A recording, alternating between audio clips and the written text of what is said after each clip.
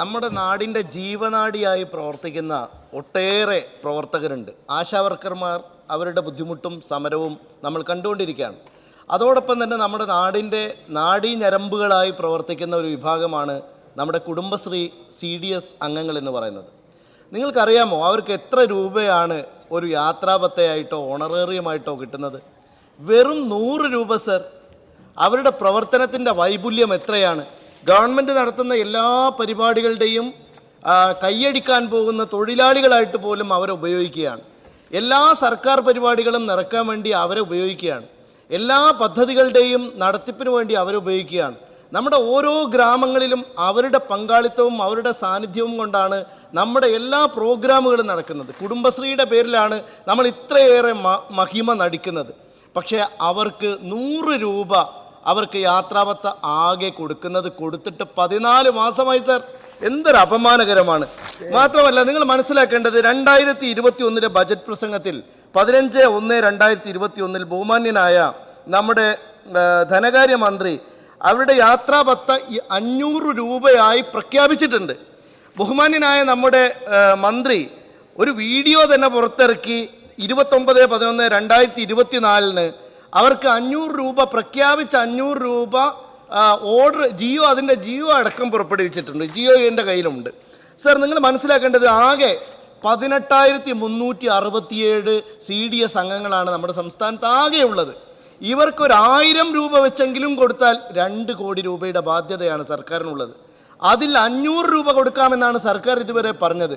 അത് തീർച്ചയായും 1000 രൂപയെങ്കിലും ആക്കണം. അത് കൊടുക്കാനുള്ള സംവിധാനം ഉണ്ടാക്കണം. അത് എന്ന് കൊടുക്കും എന്നുള്ള കാര്യം മന്ത്രിയുടെ ഉത്തരവ് പുറപ്പെടുവിച്ച കാര്യം പോലും ആദ്യത്തെ 100 രൂപ പോലും കൊടുത്തിട്ട് 14 മാസമായി. ഇത് എന്ന് കൊടുക്കുമെന്ന് അറിയിക്കണം. ഇതുപോലെ ഒരൊറ്റ കാര്യം സർ, ഇത് അതീവ ഗൗരവമായ ഒരു കാര്യമാണ്. നമ്മുടെ കുടുംബശ്രീ എന്ന് പറയുന്ന സംവിധാനം ഇന്ന് ലോകോത്തരമായി കേരളത്തിന് അഭിമാനമുണ്ടാക്കിയ ഒരു സംവിധാനമാണ്. ആ സംവിധാനം ഉൾപ്പെടെ സാധാരണക്കാർ ബന്ധപ്പെടുന്ന ഏറ്റവും അടിസ്ഥാന വർഗത്തെ പൂർണ്ണമായിട്ടും ഈ ഗവൺമെന്റ് തള്ളുകയാണ്. അതിന്റെ ഏറ്റവും ഒടുവിലെ ഉദാഹരണമാണ് ഈ സംസ്ഥാന സമ്മേളനം. ബഹുമാനപ്പെട്ട മിനിസ്റ്റർ സർ, ഈ മറുപടിയിലേക്ക് വരുന്നതിന് മുമ്പ് ഒരു കാര്യം പറയേണ്ടതുണ്ട്. കുടുംബശ്രീ ലോകോത്തരമാണ് എന്ന് 25-26 കൊല്ലം കഴിഞ്ഞിട്ട് ആണെങ്കിലും അംഗീകരിച്ചതിൽ ഞാൻ അദ്ദേഹത്തോടുള്ള നന്ദി രേഖപ്പെടുത്തുകയാണ്. കുടുംബശ്രീയെ പരാജയപ്പെടുത്താൻ ജനശ്രീ കൊണ്ടുവന്ന് എല്ലാ ശ്രമവും പരാജയപ്പെട്ടപ്പോൾ ഇനി കുടുംബശ്രീയെ അംഗീകരിക്കലല്ലാതെ മാർഗമില്ല എന്ന തിരിച്ചറിവ് കൊണ്ടായിരിക്കും ഇപ്പോൾ ലോകോത്തരം എന്ന് അവരുടെ നാവ് കൊണ്ട് തന്നെ പറഞ്ഞത്. വളരെ സന്തോഷകരമായിട്ടുള്ള കാര്യമാണ്. പക്ഷെ അതേസമയം ഒരു നിന്ദാസ്തുതിയാണ് യഥാർത്ഥത്തിൽ ഉണ്ടായത്.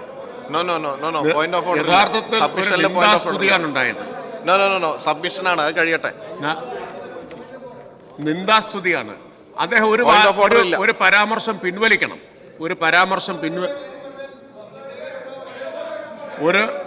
സാർ ഇതെന്താണ് സാർ? ഒരു പരാമർശം ബഹുമാനപ്പെട്ട അംഗം പിൻവലിക്കണം. കയ്യടിക്കാനുള്ള തൊഴിലാളികളാണെന്ന് പറഞ്ഞ് കുടുംബശ്രീയുടെ 48 ലക്ഷം അംഗങ്ങളെ അദ്ദേഹം അപമാനിച്ചിരിക്കുകയാണ്. ആ പരാമർശം പിൻവലിക്കണം. അത് രേഖകളിൽ ഉണ്ടാവാൻ പാടില്ല. ഇത് ഒരേ സമയം നിങ്ങൾ ലോകോത്തരമാണെന്ന് പറയുമ്പോൾ തന്നെ ഉള്ളിലുള്ള മനോഭാവമാണ് പുറത്തു വരുന്നത്. സാർ, കേരളത്തിലെ സ്ത്രീ ജീവിതത്തെ കുടുംബശ്രീക്ക് മുമ്പും ശേഷവും എന്ന് ചരിത്രം വേർതിരിക്കും. കുടുംബശ്രീക്ക് ശേഷം കേരളത്തിലെ സ്ത്രീ ജീവിതം സാമൂഹികമായി, സാമ്പത്തികമായി, സാംസ്കാരികമായി, രാഷ്ട്രീയമായി എല്ലാം ശാക്തീകരിക്കപ്പെട്ടിട്ടുള്ളതാണ്. ആ ശാക്തീകരണത്തിന് കാരണമായിട്ടുള്ള കുടുംബശ്രീയിലെ അംഗങ്ങളെയാണ് കയ്യടി തൊഴിലാളികളെന്ന് ആക്ഷേപിച്ചിരിക്കുന്നത്. രേഖകളിൽ ഉണ്ടാവാൻ പാടില്ല സർ. അത് നീക്കം ചെയ്യണമെന്ന് ആവശ്യപ്പെടുകയാണ്. യാഥാർത്ഥ്യമല്ലെന്നാണ് വിളിച്ചു ചോദിക്കുന്നത്. ഇതാണ് മനോഭാവം കുടുംബശ്രീയുടെ. സ്ത്രീകളോട് തന്നെയുള്ള മനോഭാവം അതാണ്. സ്ത്രീകളോട് തന്നെയുള്ള മനോഭാവമാണ് കാണിക്കുന്നത്. സർ, 29/11/2024 സർക്കാർ ഉത്തരവ് നമ്പർ 116 പ്രകാരം CDS ചെയർപേഴ്സൺ ഒഴികെയുള്ള CDS അംഗങ്ങളുടെ യാത്രാബത്ത 2022 ജനുവരി മാസം മുതൽ 500 രൂപയായി വർദ്ധിപ്പിച്ചു നൽകിയിട്ടുണ്ട്. അതിൻ പ്രകാരം 2025 ജനുവരി മുതൽ CDS അംഗങ്ങൾക്ക് പ്രതിമാസം 500 രൂപ യാത്രാബത്ത നൽകുന്നതിന് കുടുംബശ്രീ എക്സിക്യൂട്ടീവ് ഡയറക്ടറുടെ 15/2/2025 1015 M/2022 KSHO നമ്പർ സർക്കുലർ പ്രകാരം കുടുംബശ്രീ ജില്ലാ മിഷനുകൾക്ക് നിർദ്ദേശം നൽകി. ഈ ആവശ്യത്തിനായി 2,75,49,000 രൂപ ജില്ലകൾക്ക് അനുവദിച്ചു നൽകി. 79,02,000 രൂപ ജില്ലകളിൽ നിന്ന് CDSകൾക്ക് അനുവദിച്ചിട്ടുണ്ട്. ബാക്കി തുക വിതരണം ചെയ്യുന്നതിനുള്ള നടപടികൾ ജില്ലകളിൽ പുരോഗമിച്ചു വരികയാണ്.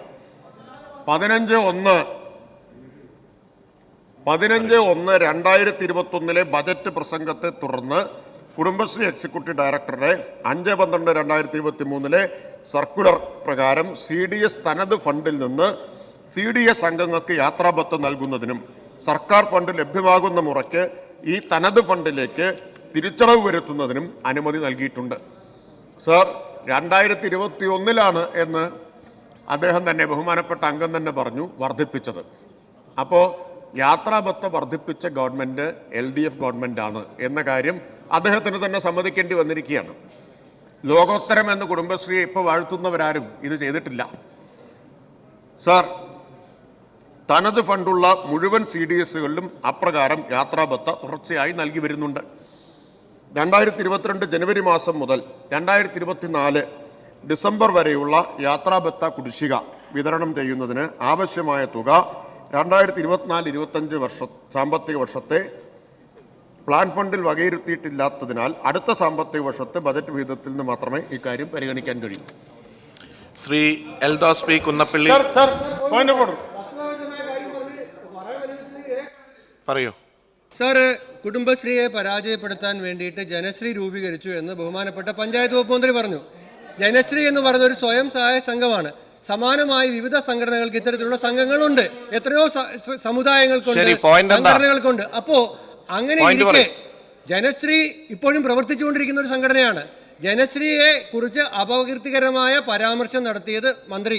ആ പരാമർശം രേഖ നീക്കം ചെയ്യണം. പരിശോധിക്കാം. അംഗങ്ങൾ കയ്യടി തൊഴിലാളികളാണെന്ന പരാമർശവും രേഖയിൽ നിന്ന് നീക്കം ചെയ്യണം. പരിശോധിക്കാം. യെസ്.